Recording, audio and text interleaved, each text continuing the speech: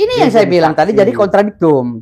Jadi pemahaman si Hotman Paris juga kemarin, Bang Hotman Paris, itu juga sangat berseberangan dengan KUHP yang sekarang gitu loh. Pemikiran Hotman bahwa seorang tersangka itu harus diperiksa dulu itu masuk dalam KUHP lama. Kitab Undang-Undang Hukum Acara Pidana yang lama, nomor 8 tahun 1981. Gitu loh. Itu KUHP yang lama jangan dipakai lagi. Itu udah akhir. Gitu loh. Karena ada gium lex posterior ya, lex posterior legi a priori gitu loh. Apa itu? Lex posterior legi priori gitu. Apa itu? Undang-undang yang lama harus dikesamping atau wajib dikesamping atau tidak dipakai lagi setelah adanya undang-undang yang baru. Jangan berbicara tentang undang-undang yang lama. Gue lupa tuh ada giumnya tuh, gue lupa. Tapi kurang lebih seperti itu. Gitu. Lex posterior derogat legi priori. Itu undang-undang yang lama jangan dipakai lagi setelah ada undang-undang yang baru. Jadi kalau pembahasan Bang Hotman itu dia masih menggunakan undang-undang yang lama, pemikiran dia itu salah, udah afkir. Itu udah afkir banget gitu. Jadi sekarang ini yang kita pakai KUHP yang baru.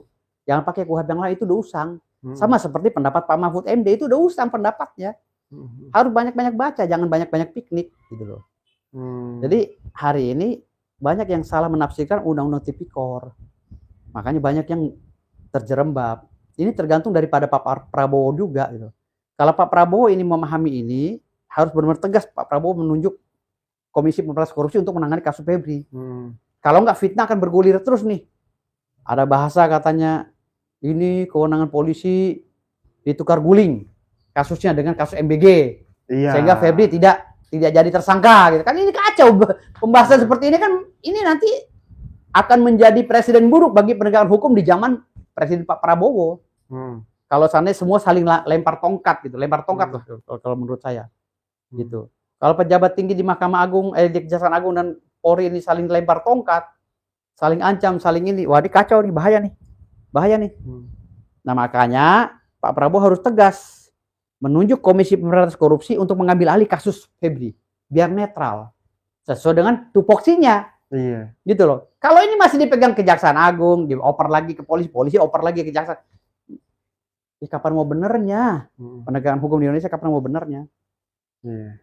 Gitu. Nah, terkait penangkapan Don Rito yang udah ditahan sekarang ya di Kejagung, itu mungkin tanggapannya seperti apa Bang? Karena kan dalam pressconnya Bang Hotman kan disebutkan bahwa rumah di Sentul itu sebenarnya dikuasai oleh Don Rito, diduga dikuasai oleh Don Rito. Udahlah, itu kan bumbu-bumbu yang udah nggak masuk akal gitu loh. Masa orang nitip barang hasil maling, barang hasil korupsi, barang hasil perampok di rumah Jampitsus atau keluarganya, udahlah. Saya aja, ya, paman saya, Pak Anwar Usman, Ketua Mahkamah Konstitusi yang kemarin, saya ini untuk foto aja susah. Ya, jangan untuk nitipin harta orang yang bekas maling atau bekas apa di rumah saya, di rumah paman saya. Untuk foto aja dengan paman saya susah.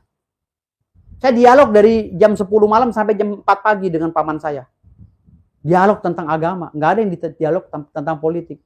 Ketika mau foto, Om, aku minta foto. Jangan, kamu lagi viral, Om, nggak enak. Oh iya. Kamu orang viral.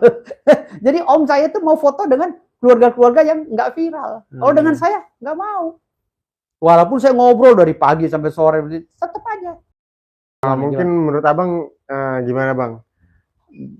Bang Hotman bilang sebenarnya ini Febri dicintai Prabowo, dibanggakan Prabowo, dan sudah menyelamatkan uang negara 400 triliun lebih. Kalau orang kesayangan Pak Prabowo, mungkin karena Pak Prabowo nggak tahu dia ternyata juga melakukan tindak pidana, ya wajar, sayang. Karena banyak membantu negara juga kan gitu. Mungkin nanti bisa juga diajukan keringanan terhadap Febri, ya, terkait dengan jasa dia yang udah melakukan tindakan penangkapan terhadap para koruptor kan gitu. Bisa menjadi pertimbangan hakim lah pada saat nanti di pengadilan tipikor beliau diuji perbuatannya tersebut. Namun kalau kita berbicara hukum secara normatif, secara objektif, tindakan Febri tetap tidak bisa dikait-kaitkan dengan Pak Prabowo. Karena kalau sedikit-sedikit bawa-bawa Pak Prabowo nih, Hotman ini kan senang bawa-bawa Pak Prabowo dari dulu udah. Kita lihat berapa video dia yang berbicara tentang, hei ini aku nih, Prabowo itu klien aku. 25 Hasim tahun. itu, manggil Hasim itu Hasim. Tidak manggil Pak Hasim, tidak manggil Pak Prabowo. Kau tahu Prabowo itu klien aku. Maksud saya itu, janganlah bawa-bawa Pak Prabowo di saat sekarang ini gitu loh. Karena Pak Prabowo itu jadi presiden udah milik bangsa. Jangan dikit-dikit ingin menunjukkan power bahwa sekarang Hotman itu hebat sekali di bangsa ini. Jadi menakut-nakuti pemerintah yang lainnya gitu loh. Karena dia dekat dengan Pak Prabowo, seakan-akan tersirat bahwa dia sering telepon Pak Prabowo dan kapanpun kita melawan Hotman pasti akan dilaporkan ke Pak Prabowo. Ini jangan kayak begitu gitu loh. Jadi Pak Prabowo nanti rusak citranya. Lama-lama hancur citra Pak Prabowo hanya gara-gara klaim Hotman ini gitu. Padahal Pak Prabowo kan nggak tahu menahu kan gitu. Contoh sekarang, ini kasus yang lagi dibidik oleh jutaan mata loh. Atau Hotman bilang ini saya membela orang kesayangan Pak Prabowo kayak gitu-gitu kan. Kalau orang kesayangan Pak Prabowo si Febri, lantas Kapolri kesayangan nggak? Hah? Dengan dia mau menyerang Polri ini kan dia sama dengan menjatuhkan kredibilitas Pak Kapolri, Pak Listio Sigit Prabowo. Nah itu kan ada Gitu loh. dugaan. Sama dengan mengadu domba jaksa dengan polisi kalau begitu. Ini orang kesayangan Pak Prabowo ini. Polri hati-hati, kau jangan sembarangan begini gini. Kau terlalu main tangkap-tangkap aja. Aduh, orang ditelanjangi, nggak ada yang ditelanjangi. Karena proses penangkapan, penggerbekan kayak gitu. Masa orang mau gerbek orang izin dulu? Tapi katanya kata keburu barang buktinya hilang. Nggak ada perintah dari Prabowo, nggak perlu perintah. Kan pidana khusus itu nggak perlu ada perintah. Sesuai dengan sprint aja kalau Kapolri itu mau melaksanakan tugasnya dengan objektif kan gitu. Nggak perlu juga ada perintah-perintah secara gamblang gitu. Nggak perlu.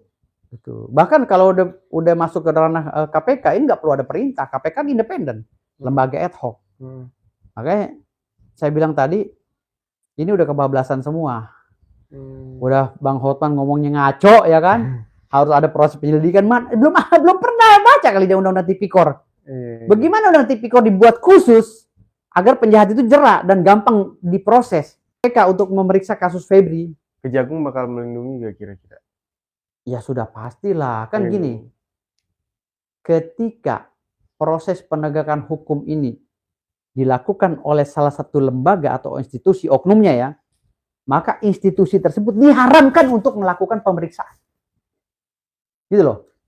Harusnya kalau kita mengacu kepada hukum yang berjalan, undang-undang yang diterapkan oleh Undang-Undang Dasar 45, harus netral. Jadi ada kepentingan nantinya pandangan orang ya, yang tersirat secara psikologis, ya, ada kepentingan yang difitnahkan kepada lembaga tersebut jika lembaga tersebut masih melakukan proses penyelidikan, gitu loh. Ada kepentingan, gitu loh. Jadi akan ada pandangan-pandangan negatif terhadap penegakan hukum di Indonesia yang akan juga menyerang Pak Prabowo nantinya. Kalau Pak Prabowo diam masalah ini. Tapi menurut Abang, kenapa hari ini FA masih belum ditahan, Bang? Ya karena kan tadi, untuk menangkap seorang pejabat publik, nggak semudah itu. Karena kita ini menganut sistem ajas oportunitas. Gitu loh, yang sering saya debatkan dulu sampai saya ribut sama Profesor Ferry Ansari kan. Ajas oportunitas ini ada di sini, tergantung kekuasaan. Kalau si penguasanya nggak tegas, ya akan terus begini. Kalau Pak Prabowo sudah memerintahkan KPK agar proses ini netral dan tidak ada kepentingan di dalamnya, ya insya Allah ini proses akan benar. Oh gitu. Tapi kalau Pak Prabowo-nya masih ngayun, masih banyak kepentingan di dalamnya, Pak Prabowo nggak tegas, ya akan begini terus proses hukumnya. Akan banyak maling-maling, ya, maling uang rakyat sampai ratusan triliun dihukum hanya 3 tahun karena berbuat baik di pengadilan, karena dianggapnya masih orang baik, gitu loh. Apalagi 400 triliun dia udah menyelamatkan uang negara. Kata Hotman kan gitu. Tapi kan yang kerja ini kan Kejagung, Bapak Kepala Kejaksaan Agung. Iya. Si Febri kan hanya ornamen dari situ. Tapi dia berani gitu loh. Iya. Ya tapi udah resiko lah. Makanya yang ditempatkan pada jabatan Jampitsus itu harus orang-orang yang bersih. Jangan otak maling dijadikan jampitsus, rusak negara. Hmm. Gitu. Otak maling itu harus di samping aja, nggak usah jadi decision maker, gitu loh. Nggak usah. Kalau Jadi yang otak-otak maling itu biarkan orang-orang yang jujur, yang nekat, yang berani.